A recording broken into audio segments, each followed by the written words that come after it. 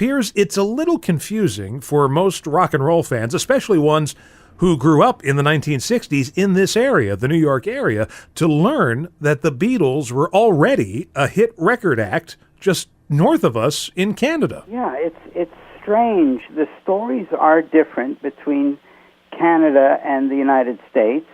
Canada was a colony of the United Kingdom in 1963.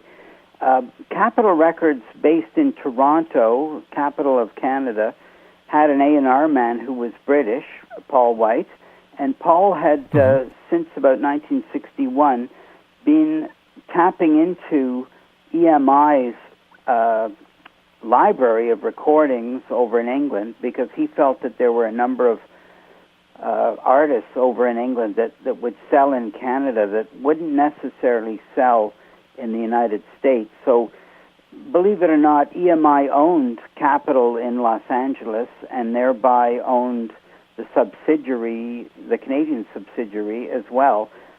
Paul White kind of just sort of got permission from Los Angeles, said, hey, I'd like to start a special set of recordings for the Canadian market. They said, okay, here's a series, a 72,000 number series for the 45s, 6,000 series for the albums, and see how you do. And Paul did pretty well. So he was an early adopter of top 10, top 30 artists in the UK, getting their records issued in Canada. So he would release records by the John Barry 7, the Temperance 7, Helen Shapiro, Cliff Richard, Adam Faith, et cetera. These artists were selling, lots of records in the UK, but doing nothing in the United States. So it was really two people in North America, Dave Dexter Jr. at Capitol in Los Angeles and Paul White in Toronto. Both were A&R men working for the same company in different countries. Dave Dexter obviously passed on the Beatles when he was offered Love Me Do and Please Please Me and From Me to You and even She Loves You. But Paul White released them on Capitol. So beginning in February of 63, Canada got Love Me Do, and then in April they got Please Please Me. In June they got From Me to You, and then in September we got She Loves You. But it was She Loves You that went to number one in Canada in late 1963 and really got the ball rolling for the Beatles. We had a fan club started, one in Montreal, one in Toronto, and believe it or not, when the Beatles came to do the Sullivan Show, there was no U.S. fan club. So they flew down, the two girls from Toronto, to meet the Beatles at the Plaza Hotel, sort their mail, have their pictures taken by a photographer named Deso Hoffman. And really, Ed Sullivan really did launch the Beatles in North America. But Canada's story is kind of unique. There were a lot of kids tuned in to the Beatles in 1963. My family had Beatle records. We lived in England. We moved over to Canada in the summer of 63, so we knew all about the Beatles. In fact, we saw the Beatles' meteoric rise twice, once in England, and then again we watched Ed Sullivan propel the Beatles in North America. So that's really the story in a nutshell. Ladies and gentlemen, the Beatles! Piers Hemmingsen is our guest today on the Vintage Rock and Pop Shop. His book is called The Beatles in Canada, The Origins of Beatlemania. Now, the songs you mentioned, like Love Me Do, Please Please Me, From Me to You, She Loves You, they were all released as singles by Capitol Records of Canada, but rejected by Capitol in America. Hence, they wound up on smaller record labels like Swan and VJ. But I have to think that with the Beatles' success all over the world, and then eventually Canada, that it was only a matter of time before the dam would burst and the United States would finally be swept up in Beatlemania. And I would imagine that their appearance on the Ed Sullivan Show here in the States and the phenomenon that caused also probably bolstered their reputation in Canada. Absolutely. Yeah, I mean, Ed Sullivan was broadcast every Sunday evening on the CBC network, and we tuned in just like all the other kids. I think we heard as early as December that the Beatles were booked for Ed Sullivan, so we knew what was coming. there was a lot of people movement back and forth between England and Canada, and kids who obviously, like in my family, myself, my brothers, we saw the Beatles on TV in England. We talked about them, but it was really just pockets in Canada, in the capital city of Ottawa, in Winnipeg, in Montreal and Toronto. There were kids who were tuned into the Beatles, and Trudy Metcalf, who was the founder of the Beatles fan club in Toronto, and it would become the largest organized Beatles fan club in North America. She had just gone over to England in the summer of '63 on a holiday, and her cousin had told her about the Beatles and asked her to go and see them, and she did. And as soon as she saw them, she said, "Oh my gosh, I've got to start a fan club for them back in Canada and get the ball rolling." So I think it's largely word of mouth as opposed to the media. The first picture of the Beatles didn't show up in a newspaper until towards the end of October of 1963. The Toronto Star actually showed a picture of the Beatles performing in Sweden. But the Beatles we saw on Ed Sullivan on February the 9th were so more polished than what we'd seen on television in early 1963 when they were on television playing Please, Please Me. It was they were a bit scruffy and right. a bit quirky, and all of a sudden, in between early 63 and early 64, the whole Mersey Beat thing exploded. We had releases in Canada by Billy J. Kramer in the summer of '63, like "Do You Want to Know a Secret" hitting the charts, and that's a Beatles song. So I think you're kind of right. The dam was ready to burst, and it just so happens that the population in the United States was and is always 10 times the size of our population up here. So television really was the medium, as Marshall McLuhan nailed it. He said, the medium is the message, and the Beatles were in everybody's home. When the Beatles came to Canada, they didn't do quite the extensive touring that they did in the U.S., but they did visit. They were booked on the North American summer tour of '64, and something that I'm sharing with you because it's in my next book.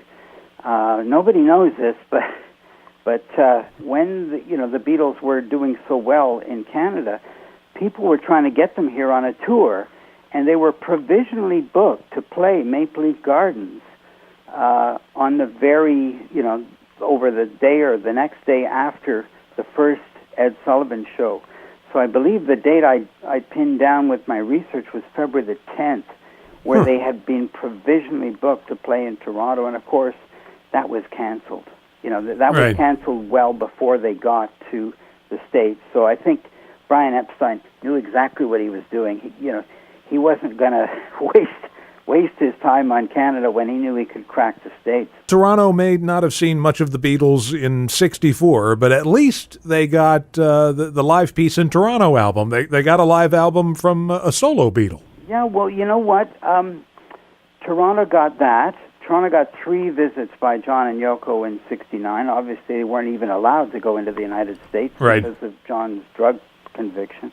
But the really funny thing is Maple Leaf Gardens holds the record for the most number of Beatles concerts at one venue in North America, and it's really down to one guy named Harold Ballard, who, when the first tour tickets were going on sale in April of '64, he printed tickets for a second show without permission from Brian Epstein, and told the kids, hey, you can buy tickets to a second show. If it doesn't happen, you'll get your money back.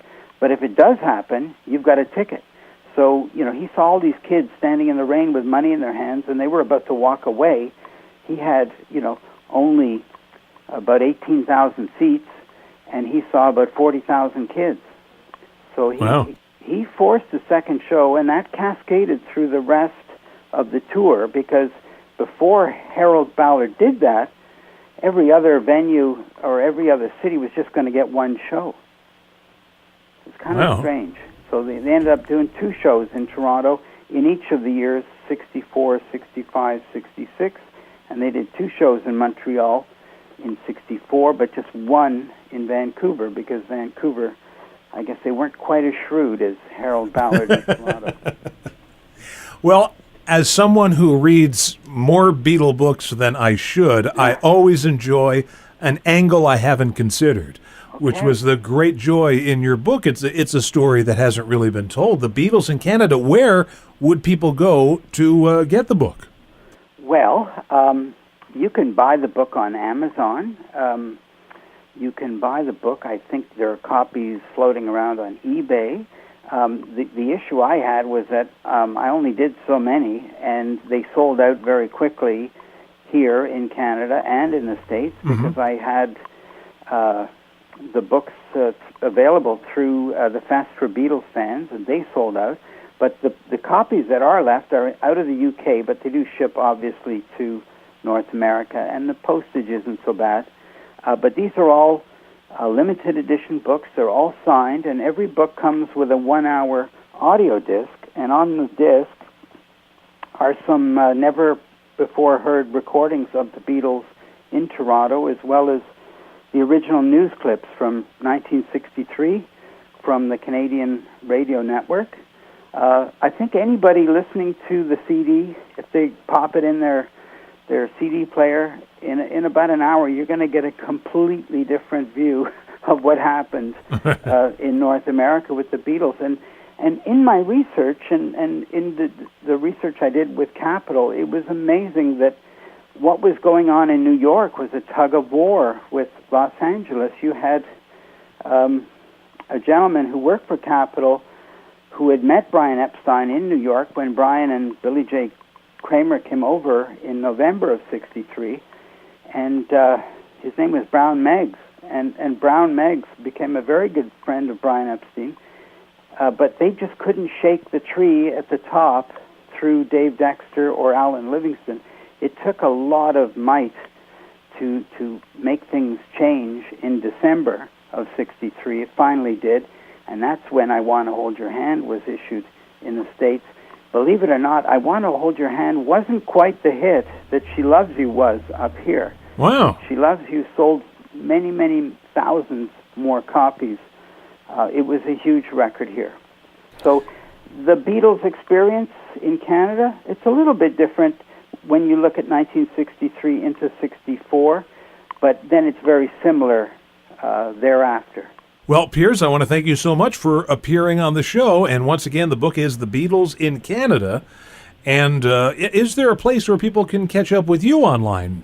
Yeah, there's a website called thebeatlesincanada.com. That's pretty easy to find. And my email address is my first name, Piers, @Hemmingsen.com. But I'm going to be at the Beatles Fest, I believe, in March of 2018. I was there earlier this year at Jersey City, and I had the good fortune of sharing the stage with Louise Harrison, who a lot of people don't know. You'd read that in my book as well. She and her husband lived in Canada in the 50s. Right. Her husband was a mining engineer, and George wrote letters often and postcards to her in Canada, and had considered emigrating to Canada. And just think, if George had emigrated to Canada, would there be a Beatles? I doubt it. No, I don't think so. No. There might be, George and the Harrisongs or something in like Canada. Yeah, that's about it. Yeah. All right. Thank you. Have a great rest of your day. Okay. Bye-bye. Bye-bye.